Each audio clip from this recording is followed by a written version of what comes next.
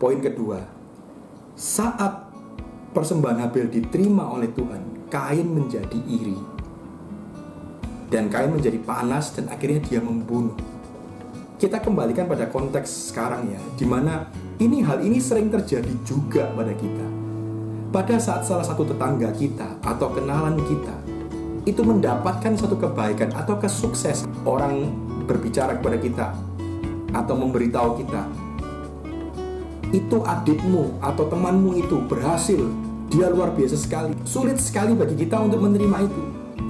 Kita mungkin bilang, tapi kamu nggak tahu apa yang dia lakukan di belakang, tapi keluarganya itu berantakan, dia suka berbohong, dia cuma menampilkan yang baik-baik saja. Nah, hal-hal seperti ini, saudara-saudara, teman-teman, harus kita lawan. Kita harus berusaha untuk menekan hal seperti ini dengan cara memasukkan dan mengerti bahwa ada beberapa poin.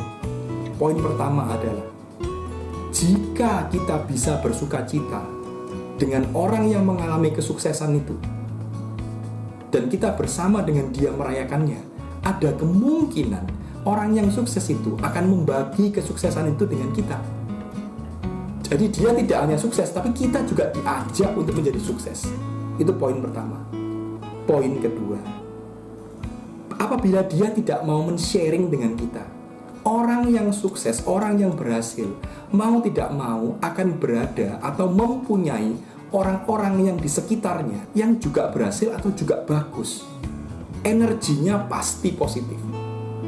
Jadi jika kita bisa berada di sana, cukup berada di sana, kita bisa mengambil dari energi-energi positif itu, kita bisa belajar dari mereka, kita bisa mengambil teladan mereka, dan akhirnya kita bisa memperbaiki hidup kita juga. Itu poin kedua.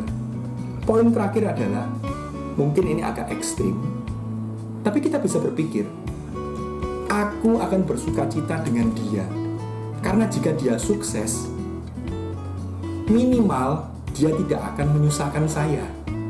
Karena saat dia sukses, saat dia punya segala hal, dia tidak mungkin datang ke saya untuk minta bantuan. Jadi minimal saya tidak akan terganggu dengan dia.